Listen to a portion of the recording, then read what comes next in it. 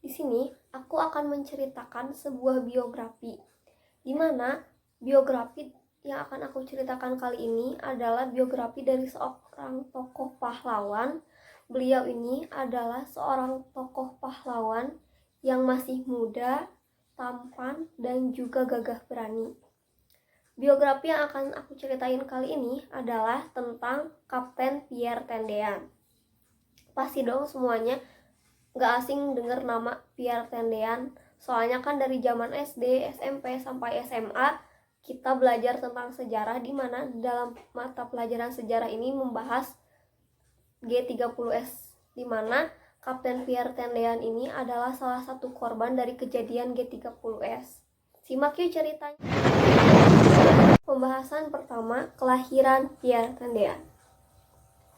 Lahir dengan nama Pierre Andreas Tendean, lahir di Batavia, Hindia Belanda, atau yang sekarang dikenal Jakarta, pada hari Selasa tanggal 21 Februari 1939. Pierre Tendean merupakan seorang kapten militer yang menjadi salah satu korban G30S PKI. Ia merupakan anak dari Aurelius Lammert Tendean asal Minahasa dan Maria Elizabeth Cornet yang merupakan keturunan Belanda Prancis. Tendean merupakan anak kedua dari 3 bersaudara. Kakaknya bernama Mitze Ver dan adiknya bernama Roswidiati. Ayahnya seorang dokter spesialis kejiwaan dan bertugas di beberapa rumah sakit di Jakarta, Tasikmalaya, Cisarua, Magelang, dan Semarang. Sejak di sekolah, ia sangat ingin masuk ke dalam Akademi Militer Nasional. Namun, orang tuanya menginginkannya untuk menjadi seorang dokter seperti ayahnya atau seorang insinyur. Karena tekadnya yang kuat, ia pun berhasil bergabung dengan Akademi Teknik Angkatan Darat pada 1958. Pendidikannya, Kapten Pierre Tendean mengenyam pendidikan sekolah dasar di Magelang, SMP dan SMA di Semarang. Karir militer Kapten Pierre Tendean. Pengalamannya di militer, Tendean sempat mendapat pengalaman medan perang selama di akademi dan dikirim ke Sumatera Barat bersama rekan-rekan taruna untuk mengikuti operasi militer Sabta Marga. Ditugaskan di Korps Insinyur Angkatan Darat sebagai kopral pada tahun 1962. Tendean lulus dari ATK dan diberi pangkat Letnan II. Penugasan pertamanya sebagai komandan peleton di Batalion 2 Korps Insinyur Kodam 2 di Medan. Pada tahun 1963, Tendean menerima intelijen pelatihan di Bogor dan ditugaskan ke Pusat Angkatan Darat Intelijen. Dia dikirim ke garis depan selama konfrontasi dengan Malaysia yang dikenal dengan Dwi Kora. Pada tanggal 15 April 1965, Tendean dipromosikan menjadi Letnan 1, kemudian ditugaskan sebagai asisten pribadi Jenderal Abdul Haris Nasution. Kejadian G30S. Pada dini hari, tanggal 1 Oktober 1965, pasukan Gerakan 30 September 30S mendatangi rumah dinas Nasution dengan tujuan untuk menculiknya. Tendean yang sedang tidur di ruang belakang rumah dinas Jenderal Nasution terbangun karena suara tembakan dan keributan yang luar biasa dan segera berlari ke bagian depan rumah. Ia ditangkap oleh gerombolan G30S dipimpin oleh pembantu Letnan II Pelda Jaharuk. Gerombolan itu mengira dirinya sebagai Nasution karena kondisi rumah yang gelap. Nasution sendiri berhasil melarikan diri dengan melompati pagar. Tendean lalu dibawa ke sebuah rumah di daerah Lubang Buaya bersama 6 perwira tinggi lainnya, Suprapto, Sutojo, dan Parman yang saat itu masih hidup, serta Ahmad Yani, DI Panjaitan, dan MT Harjono yang sudah terbunuh. Ia ditembak mati dan mayatnya dibuang ke sebuah sumur tua bersama 6 jasad perwira lainnya. Kisah cinta. Pierre Tendean menjalin asmara dengan wanita asal Medan keturunan Jawa, Nurindah Rukmini Caimin. Tendean memanggilnya dengan sebutan Mimin, sedangkan Rukmini memanggil beliau Mas Pierre.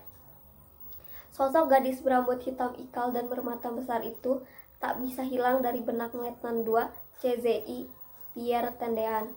Rukmini putri sulung keluarga Caimin di Medan.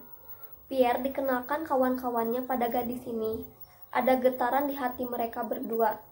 Pertemuan pertama kemudian disusul pertemuan lanjutan. Saat itu, Pierre menjadi komandan Peleton Zeni di Kodam 2 Sumatera Utara. Baru saja mau menjalin hubungan serius, Pierre dapat tugas baru mengikuti pendidikan intelijen di Bogor. Sebagai tentara profesional, dia harus meninggalkan Medan dan gadis pujaannya.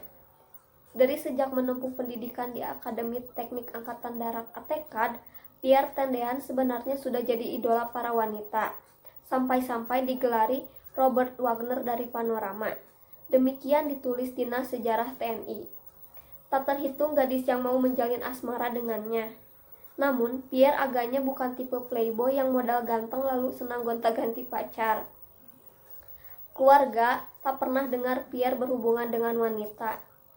Dia tak mau menggunakan kelebihan fisiknya, kata Roswidiati, adik bungsu Pierre Tendean dalam buku Kunang-Kunang Kebenaran di Langit Malam. Nah, baru Rukmini yang benar-benar mencuri hati Letnan Tendean. Apa yang membuat Pierre Tendean jatuh hati dengan gadis ini? Letnan Pierre sangat tertarik oleh kehalusan dan kelemah lembutan gadis yang baru dikenalnya itu. Dari hari ke hari, pergaulan mereka bertambah akrab. Penugasan Pierre Tendean ke Medan di pembatasan Malaysia yang penuh bahaya dan tidak menyudutkan kisah cinta mereka. Hubungan LDR alias jarak jauh ini berjalan terus. Saat menjabat sebagai ajudan Jenderal Nasution, Pierre Tendean memantapkan niatnya untuk melamar Rukmini. Dia menulis surat ke keluarganya, minta doa restu untuk menikah. Saat mendampingi Nasution bertugas ke Medan, tanggal 31 Juli 1965, Letnan Tendean menemui calon mertuanya. Dia melamar Rukmini secara resmi. Hari pernikahan disepakati bulan November tahun yang sama. Itulah terakhir kalinya Pierre dan Rukmini bertemu. Ada yang menyebut, saat lepas piket tanggal 30 September sore, Pierre sempat melihat pavilion yang dikontrakan di sekitar Menteng, Jakarta Pusat. Rencananya, pavilion itulah yang akan ditempatinya ketika sudah menikah.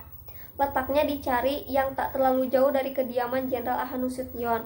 Maklum, tugasnya sebagai ajudan harus selalu melekat dengan atasan. Namun, cinta tak sampai pada pernikahan. Kapten Pierre tewas di tangan komplotan Letkol Untung. Padahal 2 bulan lagi dia akan jadi pengantin menikah dengan Rukmini, gadis pujaannya. Penghargaan. Kapten Pierre Tendean bersama ke-6 perwira lainnya dimakamkan di Taman Makam Pahlawan Kalibata, Jakarta. Untuk menghargai jasa-jasanya, Tendean dianugerahi gelar Pahlawan Revolusi Indonesia pada tanggal 5 Oktober 1965. Berdasarkan surat keputusan Presiden RI nomor 111 Koti tahun 1965.